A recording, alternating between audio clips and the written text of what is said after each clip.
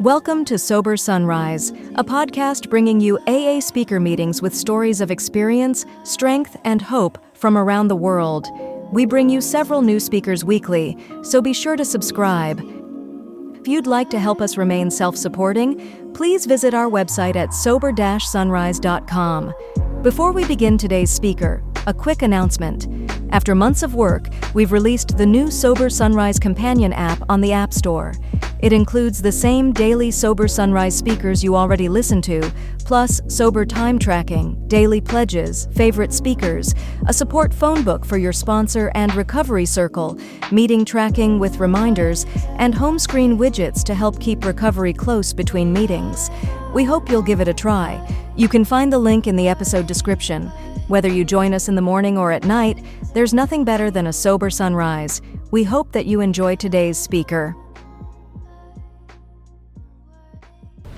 My name's Don Brown, and I'm an alcoholic. By the grace of God and the fellowship of Alcoholics Anonymous, I've not found it necessary to drink in quite some time. I don't know how you drank. I never know what I'm going to say. Oh, they got a watch up here. That's good. The fellow told me to speak till 8:15. Don't get worried. That's a lie. I was just... they asked to give a little history, and I suppose I could do a little bit of that for you. And I love history, and I like looking back. There's a lot of good books out, lots of good books. I've been very fortunate to meet some people that made history and record them at this place called Seaview. God provides a place for this thing to happen. I don't have a lot of money. It don't seem like I need a lot. Somebody asked me, I sponsor lots of people, and a lot of them got lots of money, and some of them don't have any, but they ain't none of them happier than me, which I think is kind of important, you know. It's a pretty good life I have. I guess I'll start out. I certainly welcome all the newcomers here tonight. This is a remarkable place. It's a special place. There's not any other place like this place, I'll tell you. If you just hang with us for a little while, you'll find that out. I'm a veteran for the veterans that are here. I drank my way from 1954 to 1957. I got out with an honorable discharge. I do not know how. what I was doing. Oh, my, I'll tell you, those were rough days. I thought drinking and puking went together, you know. It didn't seem to bother me, and it was like natural. You know, that's what you do. You drink and then you puke, you know. And I got good at puking. I could projectile vomit without even getting my clothes dirty, you know. But it was you would think that would be a warning sign that there's something wrong, you know. But when it came to alcohol, man, the first time I ever drank, that's the way it was. Big Book of Alcoholics Anonymous came to... I won't give any dates because I'll probably be wrong. Came to San Francisco through a lady by the name of Mrs. Orm. Mrs. Orm was not an alcoholic. She was newly married to a young man who was a contractor along with his brother. And they had rented an upstairs floor of a huge building that's still there. And if you go to the archives, he'll tell you where that building's located. And it's still up there. And the second floor had a bunch of bedrooms on it. And being a very good wife with the Depression years not too far behind them, trying to make ends meet, she rented rooms to people. And one of the rooms she rented was a guy named Ted C. And Ted C. was an alcoholic, and he was a periodic. And Ted C. kind of held the record for being into mental institutions. But when he was sober, he did well. He did all right, so he was a salesman for a living. And they had a meeting. The first meeting of Alcoholics Anonymous was in her kitchen. And what had happened to her, she used to listen to a guy named Gabriel Heater. I imagine some of you people might know who that guy was years ago if you're old enough. He had that very fast, snappy kind of talk. You know, he'd give you a quick story. And they were looking for ways to publicize this big book and sell big books. They weren't doing too well. And they had a guy by the name of Morgan Ryan, who was a red-headed young fella who had been sober for a few days. And he said, I know Gabriel Heater, and I think I can get on that that radio show with him, and maybe he'll interview me about my alcoholism and get sobered up, and maybe make a plug for the book, and maybe that'll help us some, because they were dead broke. Things were not going well. There's a great tape out with Bill Wilson talking about the early days of this program, and this book should have never got here. God-inspired program, I believe. Anyway, she's on there, and she hears this thing, and it's got this box number, and she sent and got the book to give it to Ted, who she knew he's an alcoholic, and she wanted to help him. So they had their first meeting, and in that first meeting, there was a guy named Fred C. there. And there was another guy, Ted was there, and the two brothers were there, and Mrs. Orm. Now, they're not alcoholics, but they're there. And one other guy that Fred said faded. It's kind of an interesting story, because Fred and another guy named John C., an old Irishman, he called him a blockhead, an old tough guy, had gotten this meeting. They're working on getting people in, and they had 16 people. They had one meeting a week on Tuesday night. One meeting. Look at us today. I mean, Jesus, you can't hardly go around the block without finding a meeting of some kind, you know. If you don't like AA, try something else. I mean, they got all kind of 12-step meetings out there. They had one meeting a week, and they went down one night, this guy Fred and John, and they got there, and 14 members had gone out and got drunk. And John's mad, and he's telling Fred, he says, Fred, these people don't want this program. He said, we're wasting our time here. I'm going to stay sober. You're going to stay sober. And so Fred began to argue with him. He said, I don't know about that. He said, I'm pretty sure you're going to stay sober, but I'm not too sure that I can do this by myself. I don't think I can do it. And John, you're going to leave here, and that'll be the way it is. And then he got tired of being mad at him, so he kind of made amends to him and put out his hand to shake his hand. And he said, John, I've got no choice. I'm going to be here next Tuesday night. Whether I have to sit alone, I'll be here. And I'll be here the next Tuesday night. And maybe one of those guys will come back. Because I need them as much as they need me. Now, I may cry a little tonight. I get tearful about things like that. That's what some of your forefathers are made of. And John, he put out his hand, and John, the old tough guy, slapped his hand aside and put his arm around him and said, oh, shut up, I'll be here. And the meeting stayed. And the meeting stayed. He said it was very strange, because the only two sober alcoholics in Alcoholics Anonymous were arguing about the 14 that were out drinking. We have great concern for each other. There's amazing stories here. I love the stories of Alcoholics Anonymous. I love the stories of recovery. Every one of you has got a story of recovery. Every one of you. I know some of you pretty good.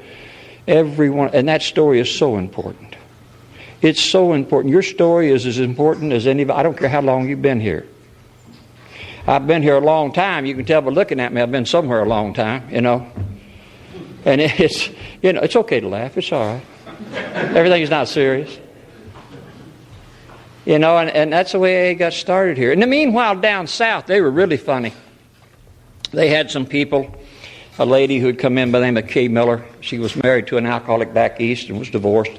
And she knew Bill Wilson. She started to try, she's a non-alcoholic, but she tries to start AA down in the Los Angeles Basin. And it didn't take. And Bill called it the flickering candle. It would just almost go out, and something would happen.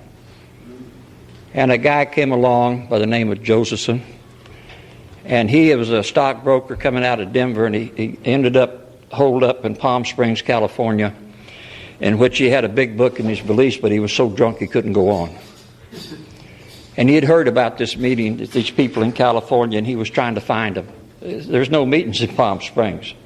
There's no meetings anywhere. Think about it for a minute. And he had a big book in his valise, and drunk he read it. And he got sober on that book. And he made it over to Los Angeles, and he found her. And so she had a bunch of referrals that came out of the GSO office in New York. And he said, he asked her, he said, where are you going? She said, I'm packing to go to Hawaii. It didn't work. Nobody wanted to come. But he said, do you still have the referrals? She said, yeah, they're in the wastebasket. Think about that for a minute. Wilson said that sometimes our sobriety hinges on inches and seconds. Life hinges on inches and seconds. And had he not been there just exactly when he got there, he may have not got those referrals. And he took those referrals out of the basket, and he started out knocking on all the doors she had knocked on. And they started a group. It was called the Mothers Group. Now, before that, we didn't have any traditions. So the Mother Group got started, and a guy named Frank came over from Real Nut, came over from Phoenix, Arizona. He sponsored some pretty famous people named Norm Alpey. Some of you might have known about Norm Alpey, who sponsored a guy named Johnny Harris. You can figure out these lines if you stay with it long enough. And they incorporated AA. All of California was incorporated. You couldn't start a meeting here without their okay. Now that's a little ridiculous, isn't it? There was a lady named Sybil, the first lady who was sober in AA and remained that way for the rest of her life. Quite a girl. Her daughter got sober not too long ago. I know her. She's been sober quite a while now. I knew her sponsor, a lady named Vivian Hinton, who's long gone now. Used to ride around in a wheelchair, smoking cigarettes and taking in oxygen. And she was probably 40 years sober. And Vivian Hinton was a go-getter, let me tell you. She was a go-getter. Her sponsor was a guy named Tex, Sybil's brother. Tex was responsible because this Mother Group meeting was kind of an uptown group of people that some of them were Hollywood starlets and they all dressed real nice. And Tex didn't come from that kind of background, and he started a thing called Hole in the Wall. Hole in the ground, excuse me. And these poor people would come there. Many, many fantastic recoveries. And then Cliff Walker came in because Mort Josephson knocked on his door while he was drinking and invited him to a meeting. And he stayed. Became a trustee of this organization. The stories of the amazing alcoholics. One of the things I think I want to go back just a little bit. Now I've kind of wound up and started to pitch. I got a little joke for you. I heard it the other day. You might have heard it. There's a guy who's drinking and driving, and he's got his future Al-Anon wife with him. And a cop pulls him over. And the cop pulls him over and says to him, sir, you're speeding. And she says, before the guy can open his mouth up, he goes, well, I couldn't have been speeding. I have my car on this set control, and I know I couldn't have been speeding. She turns to him and says, he's lying. I told him to slow down 5 miles ago. He was going to get a ticket. He says, shut up. I'll deal with you when I get home. So he said, and besides that, sir, he said, you have a taillight out. He said, well, it must have just happened. I checked. He said, I've been telling him about that taillight for the last 6 months. I said, shut up. I'll deal with you when I get home. So pretty soon the cop, as he's writing the ticket, he turns in, he looks at her, and he says, lady, does he talk to you that all the way? All the time? He said, only when he's drinking.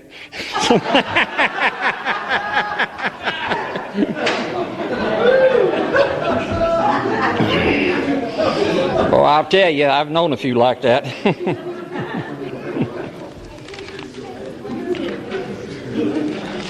I interviewed Dr. Bob's son one time, Junior. He was quite a guy. And put up your hand if you've ever heard him speak. He spoke for Al-Anon for years. Yeah, he's a great speaker, great guy. He was 82 years old. He died at 84 from a bad heart. Just a wonderful man. He was 17 years old when his dad got sober. And their house changed overnight. That's part of the specialty I was telling you about this place. This is a special place. Things happen here. And I said, did you ever invite children to your home, your friends, when Dad was drinking? He said, no. He said, my mother had lost part of her eyesight in one eye, and they were afraid to try surgery on the other one, and she had to, she was always in depression, and she was always in tears. My dad wasn't a mean man, he said. He was just a drunk. And you never knew when he was coming home. You never knew what was going to happen. And he said, we just didn't have anybody in the house. It was too embarrassing. And that's my experience. I was raised in a world of alcoholism. I've been in alcohol all my life. You people are very normal to me. Let me tell you, I was raised by insane people who did insane things. my mother would, I'll tell you a little bit about my life. Anyway, he was talking, and I said, well, how was it after they did that? See, in those days, they didn't have any detoxes. They couldn't put them in the hospital yet. They didn't get that started yet, where Sister Ignatius came into play. And so they would bring them home with them. And his dad had joined the Oxford groups 2.5 years. Bill Wilson had been with them for about 6 months. I think that's a story worth telling. And he said that, anyway, I'm ahead of myself a little bit. Wilson went to Akron, Ohio on a business deal. He was 6 months sober. He was trying to get it all back. And I don't think that that's why he went there. I think that's what he thought he went there for. You know, a lot of people in this room, I'm sure, have had that experience. I think I know what I'm doing. But before I do it, it don't turn out that way. God's got another plan. I get up with a plan every day about what I think I ought to do that day. And oftentimes that phone rings and my plan is changed immediately because there's an alcoholic on the other end of the line. And we start talking about whatever we're talking about, and whatever my little plan is, it ain't worth much. Anyway, his dad had joined the Presbyterian Church, which is about 2 blocks down because the Oxford group told him to. And their whole family was trying to go to church. But Wilson came, and Wilson is in a business deal. Some of you probably heard this deal. And he's losing. He doesn't have enough money to pay his hotel bill. He's got to stay over till Monday. It's Mother's Day. And he's walking the lobby of the Mayflower Hotel, and he wants to drink. And he wants to drink bad. He's irritable, restless, and discontented, full of shame, guilt, fear, remorse, resentful, depression. And he can hear the laughter and the gaiety from the bar. And the mind starts out by saying, well, I'll go in there and I'll get a little seltzer water and drink that. No, that'll look funny. I'll drink 1, but no more than 3. And the first drink is on him. And so he decided to do something a little different because he'd had some experience for 6 months trying to help other alcoholics. None of them had gotten sober. But he had tried. Now, 10 years later, as he traveled the country, there was about 77 of them, and 68 of them were in AA. He had planted the seed. They just weren't ready when he told them about it. And that happens a lot here. He ended up then calling around and trying to find another alcoholic to talk to because that's all he knew. That's one of the first things we knew about staying sober. I can try to help you whether you get sober or not. I'll probably stay sober. That's all he knew. Didn't have a book.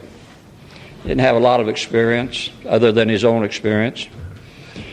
And so he started calling around, and he got a hold of a preacher, an Episcopalian preacher. And he asked him, he said, I'm a rum hound from New York, and I need to find another alcoholic to talk to. Do you know of anybody? And the guy gave him the name of this woman, a woman named Henrietta Steibling. And 2 weeks before that, and if this is not the hand of God, it's certainly the finger of God. 2 weeks before that, Dr. Bob had been invited to an Oxford group meeting, and she told him, we're going to share something that is costly. In this meeting, all of us is going to share something that is costly, that'll hurt your ego, that will make you look bad in front of other people. And for the first time in his life, Dr. Bob said, I'm an alcoholic, and I can't stop drinking. And they asked him, would you like prayer? He said yes, and they got on their knees and they prayed that God would send somebody from somewhere, somehow, that could help Dr. Bob. 2 weeks later, a man calls on the phone and says, my name is Bill Wilson, and I'm a rum hound from New York. That's what he used to call himself. I haven't had a drink in 6 months, and I need desperately to find an alcoholic to talk to. See, this is a we program. I could have never made it without you. Never. I'm so glad you were here when I got here. I'm so glad that groups like this all over the world today were here when my youngest son crawled out from underneath the bridges in Martinez, California, and came to the loving arms of the Fellowship of Alcoholics Anonymous and hadn't found it necessary to drink for 10 years. I feel so good about the fact that my daughter, who called me a no good so-and-so, don't you never come back here ever again, is now sober 9 years because of you people. You might not think you're worth much. I think you're worth everything. You're the most fantastic people I've ever met in my life. Not that I've known too many great ones. Anyway, he calls him, and Dr. Bob couldn't come that night. She immediately calls Ann Smith, her friend, and says, bring Dr. Bob over. We got a man here that hasn't found it necessary to drink for 6 months, and he thinks he can help him. He wants to talk to him. And she arranged for him, because he had no money, she arranged for him through some rich friends. She's a very rich woman, at least married to a lot of money. And ends up calling on this guy to give him a room for a little while at a country club. And the miracles began to happen in the lives of these two men. And they came over. And he said, Dr. Bob was one of these he had 5 languages. He's a very smart guy. And Wilson says to him, rather than I'm the big shot, he said, Bob, this is what Dr. Silkworth says is wrong with us, that we have a physical allergy and a mental obsession. And the old doctor, because of that medical background, could put that together. He said, that makes sense. He'd been to 12 dry-out farms. He thought he was done. He thought he would never be able to quit drinking. He would die drinking. He had the same step work that Bill had. He wouldn't do his night step work. And as soon as he did, he finished forever. 15 years of sobriety. He was a cancer colon specialist, a proctologist. That's what he died from. In the first 10 years that he was sober, where most of this work took place, he helped 5,000 alcoholics. He makes me look like a piker. He hospitalized them, detoxed them. By this time they got the hospital going. But I want to go back to their home. Young Smith said that my dad, because there was no place else, and the Akron people in general, the recovering people in Akron, all kept people in their homes. And when the news got out that there was a doctor in Akron who had found a way to help alcoholics, they began to show up, invited or uninvited. They were brought by loving and unloving relatives. And sometimes they said, there's the house on Ardmore. Don't you come back till you're sober.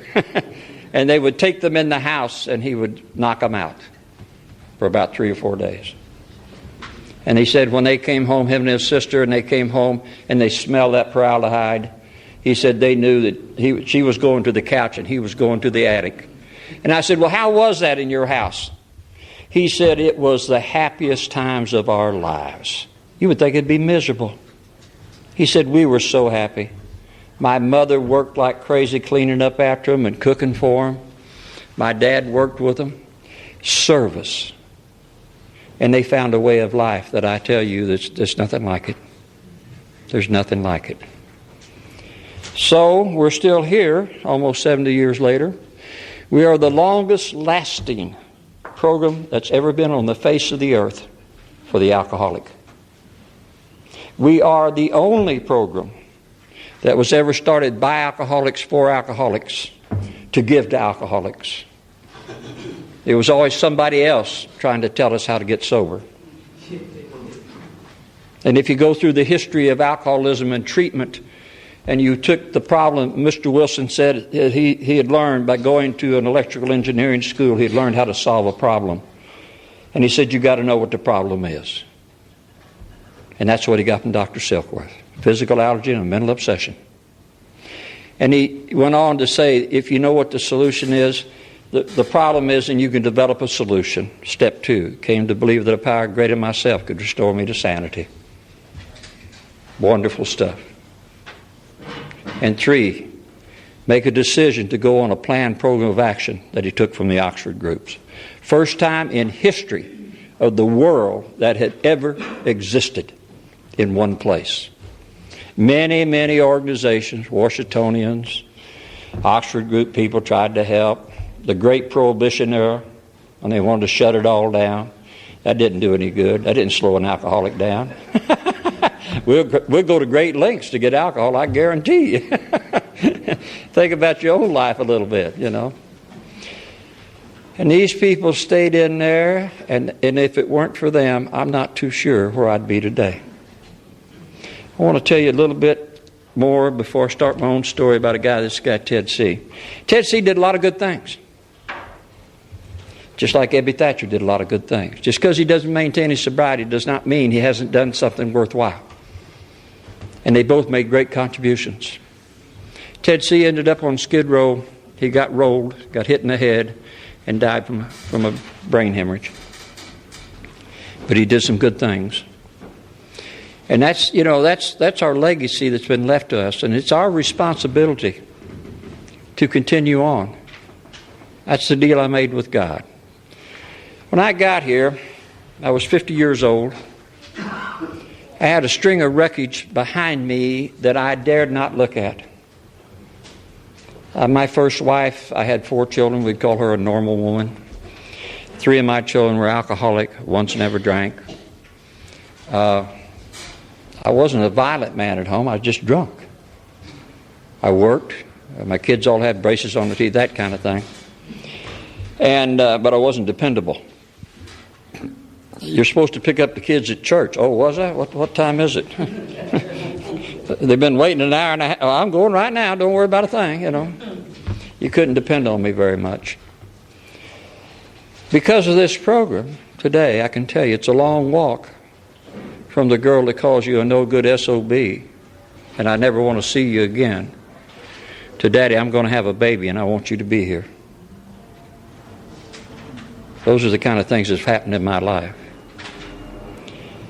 I want to start, I guess, a little earlier. When I'm a little ahead of myself. My mother was a valedictorian of her class. There were 9 children. My grandmother had 11 children. 2 died when they were little. We were Okies, poor Okies. Some of my family came out here just like John Steinbeck wrote about in Grapes of Wrath. They lost everything they had in the Dust Bowl. Grandma hung on to her farm. My grandfather killed himself in 1933. He had a brain tumor. In those days, they didn't operate on brain tumors, and the pressure of the brain tumor was so great it took him blind. And he also, in those days, farmers all had big hernias, and they used to put straps around them and pull them up, and it was pretty tough. And he decided he was pulling the family down, and he went down in the field and killed himself. It had nothing to do with alcohol. Out of that group of people, at 9 children that survived, my mother and 1 brother were definitely alcoholics. And I was fortunate enough to have one for a mother. When I was 6 years old, she married a man who was an alcoholic, and we began to live a life of hell. I've seen my mother beaten many, many times. Until I was 19 years old. I'm not going to bore you with a long string of those stories. And when I was 19 years old, I'd grown to be a pretty big guy, and I was about 6'5" and a half, and I weighed 155 pounds. He was old, fat, and ugly. And I was young, and I'm snake mean by this time. And he went to slap her at the dinner table, and I reached out and grabbed his hand. We had a little power struggle. He got outpowered and knew it. I said, "Don't look at me, old man. I'm going to kill you." I sponsored lots of convicts. I could have been right with them. All I had to do was turn left instead of right. There's a butcher knife laying on the table. He's looking at it, and I'm looking at it. And I said, "I'm quicker than you. Don't make a move." And I would have killed him. That's how angry I was. And the whole place just came apart. My sister cried and screamed, and my mother went to tears, and nobody knew what to do. And finally, my mother reached out and grabbed him by the wrist and pulled him out of the chair and took him into the room, their room, and locked the door behind us. And I'm sitting there going, "What am I doing here?" She's taking the enemy in there with her. She's taking the guy that abuses her in there with her. So I went down and joined the United States Navy. And I was out of town the next day. Now, he tried to make an amends to me. I want to be real honest about it all. Like most alcoholics, he wasn't always all wrong. My dad, Jean, one time had a nervous breakdown. They wanted to put her in the state institution called Veneta, Oklahoma. It's a snake pit. And he had some money, and he said no. He said, "I'll put up the money, and we'll put her in a private institution." She's well today, I hope, because of some of the help he gave her. You know, they paid it back. That part of it was done. So I can't tell you that everything he did was wrong, as far as I was concerned. My biggest resentment here, if you've ever done an inventory, was my mother. It took me 3.5 years to find that out. And then my mother's family. Anyway, I joined the United States Navy and came to California in 1954. It wasn't the first time I'd ever run off from home. I ran off when I was 10. I ran from Dallas, Texas to Oklahoma City on my own. I got in, they picked me up, police department did. I wouldn't tell them who I was, and they put me in the Sunshine's Children's Home. I liked it at the Sunshine's Children's Home. It was a good place. Yeah, it sounds strange, I guess, but I liked it. There's nobody beating anybody up, nobody calling bad names, and, wash a few dishes and run baby carriages around. But they finally found out who I was and came and got me about 38 days later. And this time when I got ready to leave home and I are done. I've always been on my own. I knew there's no going home. That's not going to happen. And so I joined the Navy. Sometime in the neighborhood of December of 1954, the kid that left home that said, "I will never be like my folks. I will never drink." I know all about alcohol, man. I know all about it. Let that quart bottle get down about that far. We used to call it shoot out the lights and call the law, because it's on. Something's going to happen, and it ain't going to be nice. I could not bring a human being to my home. I would not allow you to come to my home. I know right from wrong. My folks are embarrassing. Can you imagine me bringing some little girlfriend? When you meet your first girlfriend, you bring her home with you, introduce you to her folks, or they take you there. Can you imagine what that'd look like at my house? I peeked through the door. He's got her by the throat. He's beating the hell out of her. I said, "Well, come on in, Mary. It's okay. Don't worry about them. They'll be all right in a minute.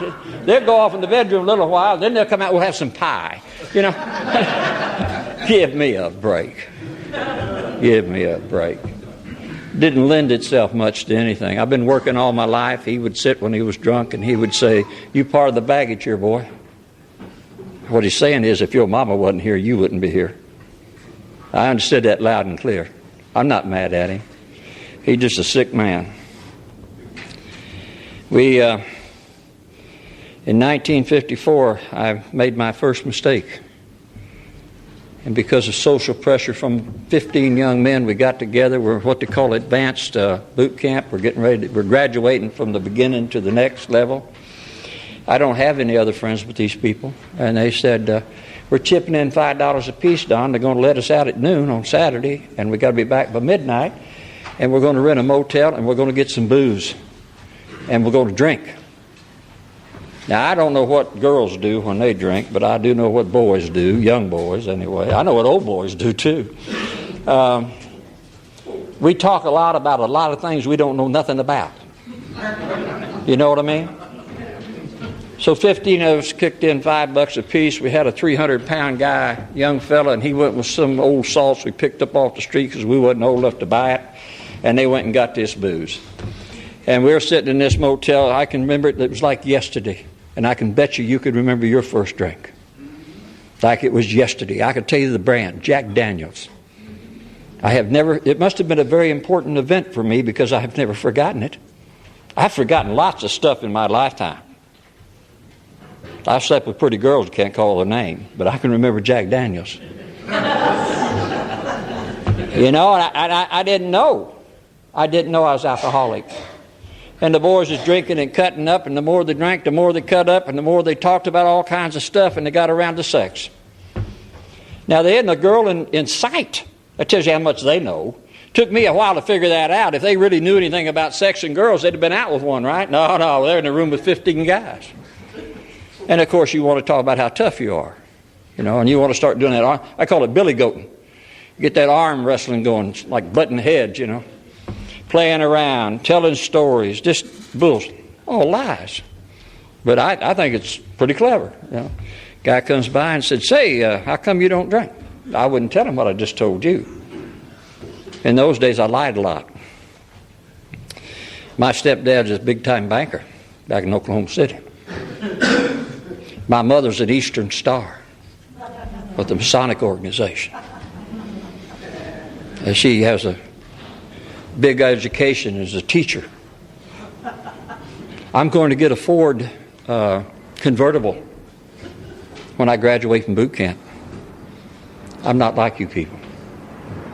And I lied that way all my life. Do you know, that story kind of brings up a part of it. Do you know that a man or a woman can go to a printer and have anything put on that card he wants? You can be a banker. You can be a brain surgeon. And let me tell you, when I use those cards at the top of the mark, and I used to get a bunch of money, and I'd roll some hundreds in there and some 20s, and I'd look like I had a bunch of dough, and I'd be dressed to the nines, and I'd go in there and I'd start talking, and I'm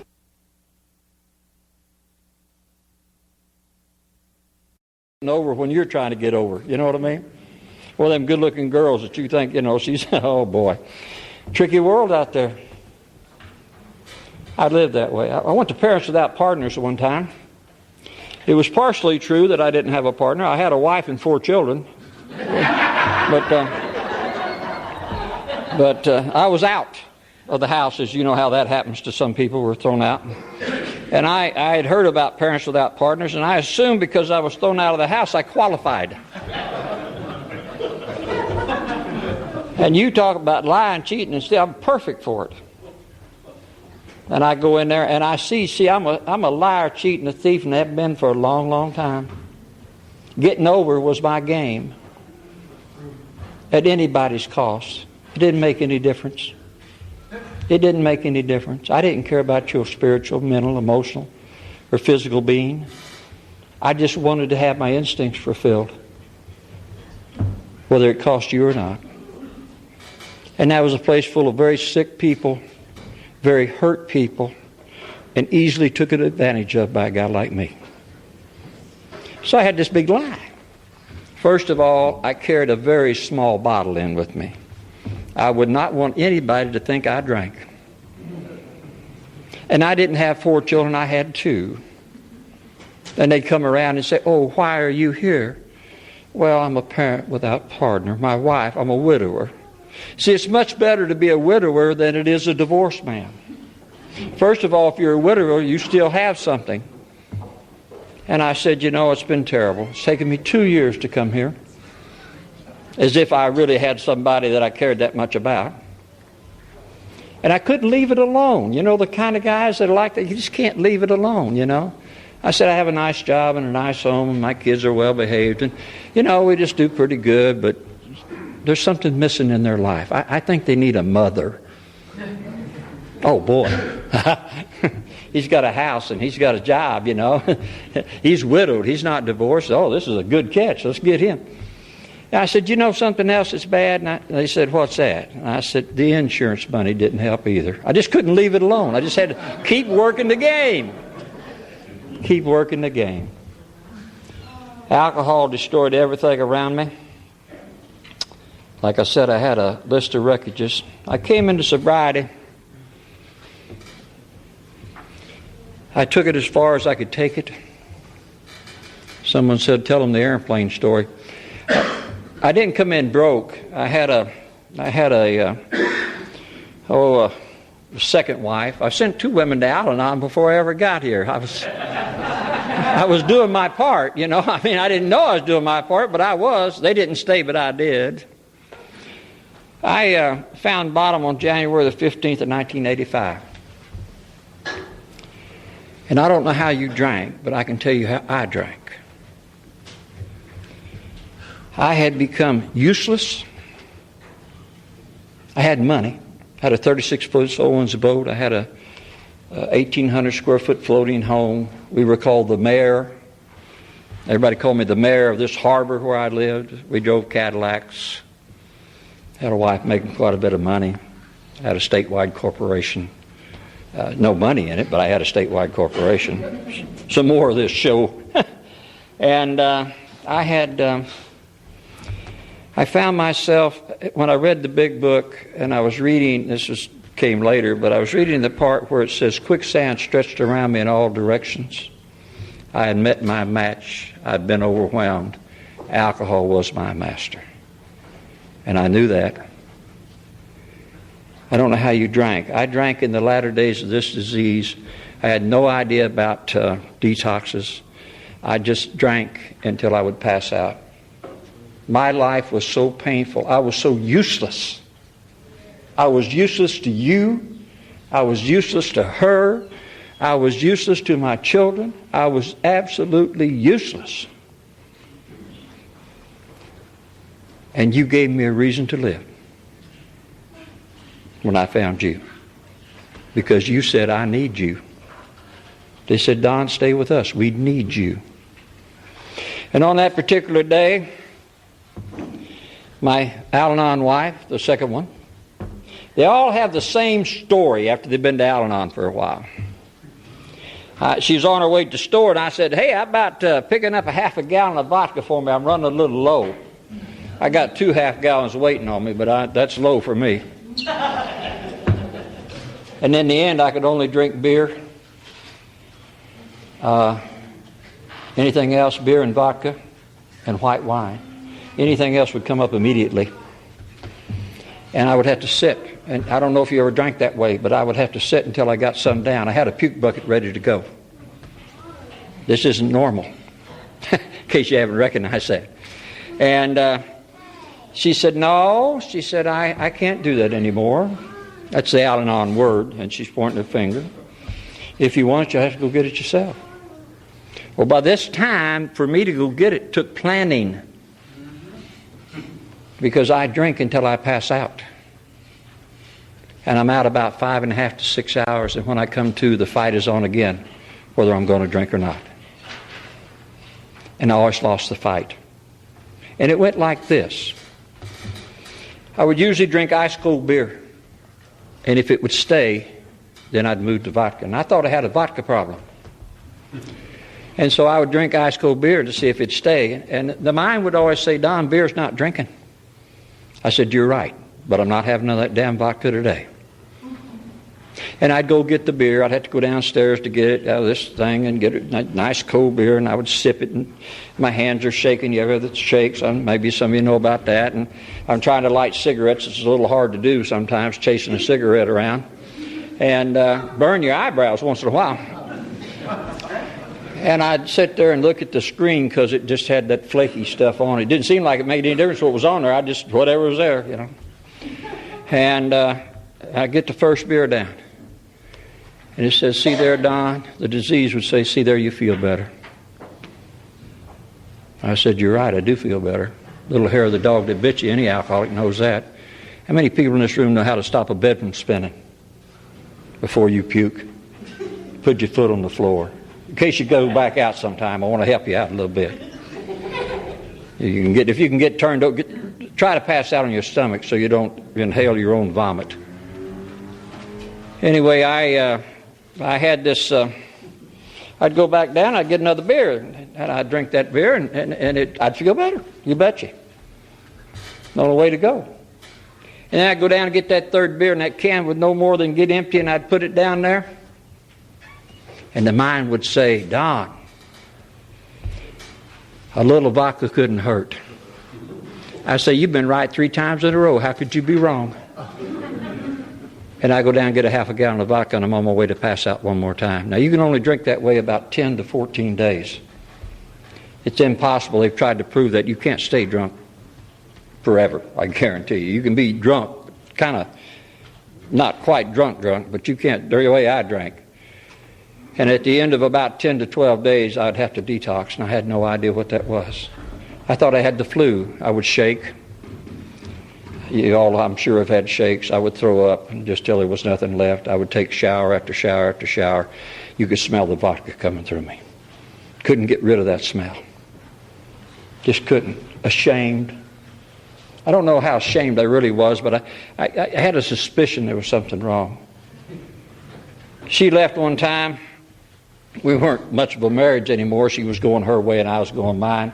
And a set of miracles began to happen in my life.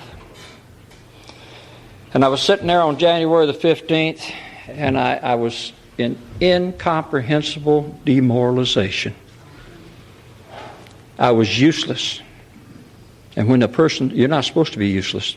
You weren't made useless. God didn't make you to be useless. And I'm absolutely useless. And I decided the only way for me to handle this whole problem was to kill myself. So I got the 38 out. I can't get drunk and I can't get sober. Some of you might recognize that place. And the pain of my existence, and what my pain really was separation from God. It was spiritual pain. It's called psychic pain. Psychic in the Greek means soul. And I had pain of soul.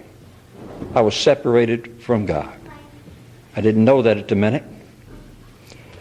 And as I sat there dreaming about how I ought to do this, well, I want to do it in style. I want to go in and put on my tan suit that looks so good with the double-breasted outfit. And I'll go out on the back of the boat and do it in different ways.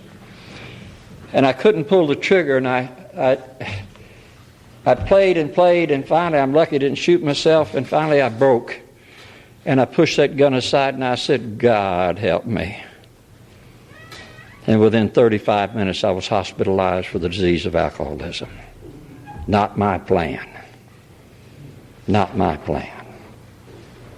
And from that hospital I had a band around my arm, and they took us out to meetings, and I found an old man named John who'd been sober many years. And he had one of them gravelly voices that you hear on old alcoholics that have drank too much and smoked too much. Rah, rah, rah voices. I said, John, I need a sponsor. And he said, I see by that little thing on your arm there that you down here at the treatment program. I said, yes, sir. So he's walking along, and I don't think he's going to, they're waiting for me to get in the bus to go back. And I said, I'm getting a sponsor, hang on. And so we go out to his car, and he turns around and hands me a card, and it says, Big Book Will Travel, Johnny Morrow. He was about 25 years sober, maybe 27 years sober at the time. And I said, he looked me right in the eye, and he said, boy, do you believe in God? I said, yes, I do. He said, well, then you must pray, mustn't you? Oh, I wanted to lie so bad. I don't pray. I don't pray unless I'm going to kill myself. I don't pray unless I'm in jail. I don't do it. Are you kidding me? I don't do none of that stuff. I mean, that's for squares. If I do it, I'm going to do it all by myself somewhere. I don't want you to see. I hadn't cried till I came to UP. I quit crying. I was 7, wouldn't shed another tear till I was 50 years old. Because you told me it's okay to cry. When things are sad, I cry. Sometimes I cry up here over people I know that I sponsor that decide to go back and try it again.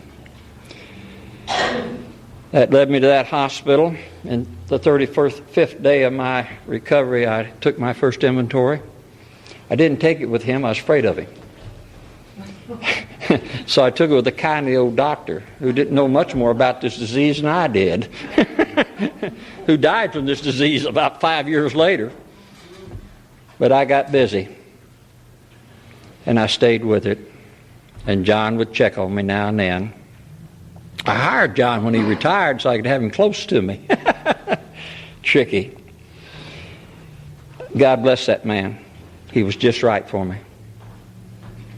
And eventually I wrote a pretty good inventory of the year. And I began to understand the program just a little bit. And I understand that the book was designed to carry the message because there wasn't any other way to do it. In April of 1939, there's 2 meetings in the world. One in Akron, one in New York. Not very many people sober. And this book began to go out all over the world. And many, many places started on the book and the book alone. And I understood the first 60 pages were designed to convince me of the ABCs. The ABCs. A, I'm alcoholic. Cannot manage my own life. Step 1. B, that probably no human power can relieve my alcoholism. Step 2. C, that God could and would if he were sought. It doesn't say he's found. It says sought. That's all I have to do is seek. God's not lost. I'm the guy that's lost. So I I commenced that, and I made my decision in step 3 based upon that information given to me. It says being convinced. And what I told God in step 3, God, if you'll save me from me, I'll serve you.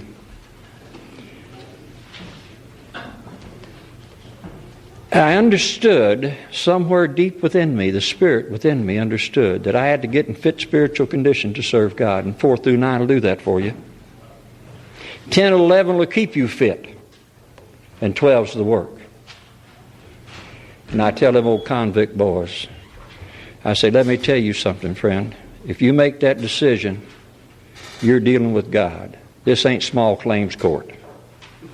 And you better wake up to that fact. I'm going to close now. I'm going to tell you that on page 15 of this book, Wilson tells us many, many things that he saw. I have seen people come out of insane asylums. One of my guys did 27 years in the joint.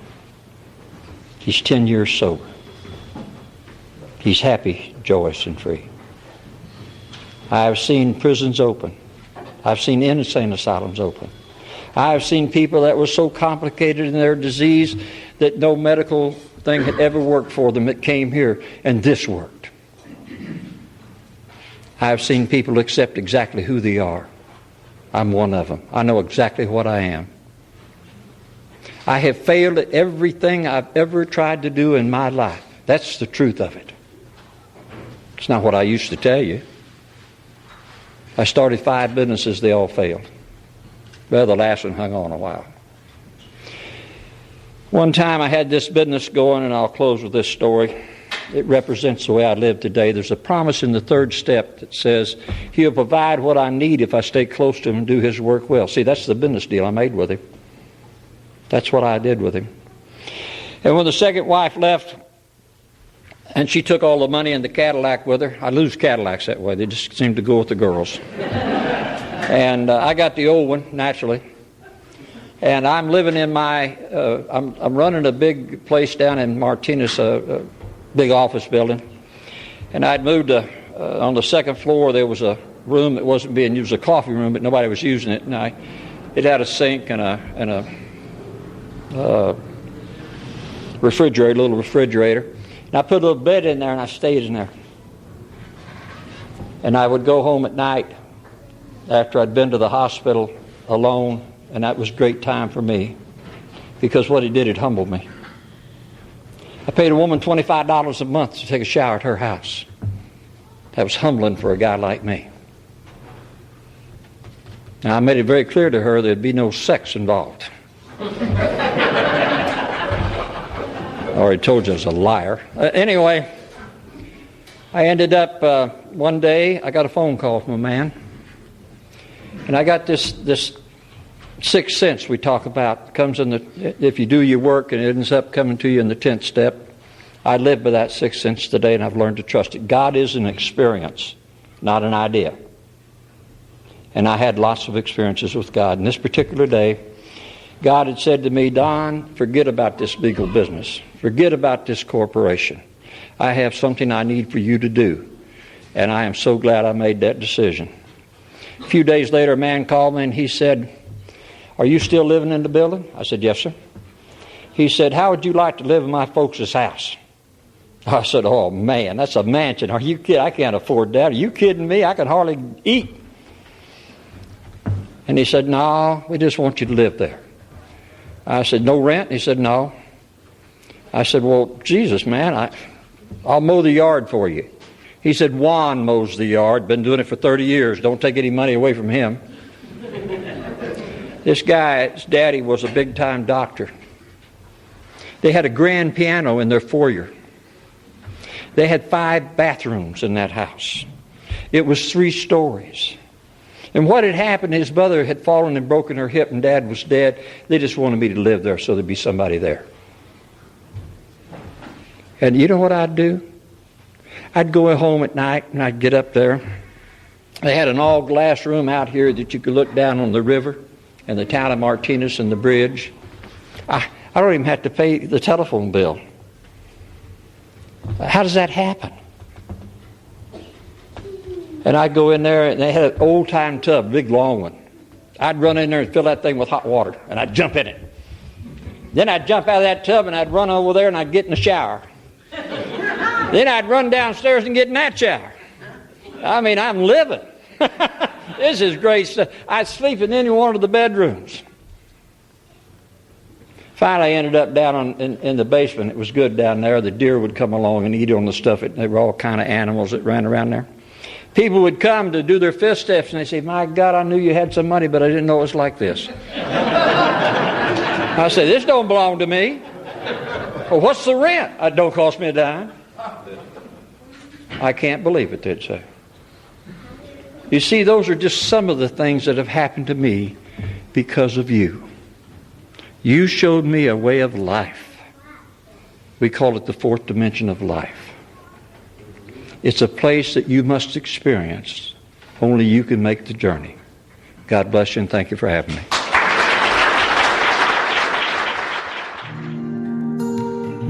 Thank you for listening to Sober Sunrise.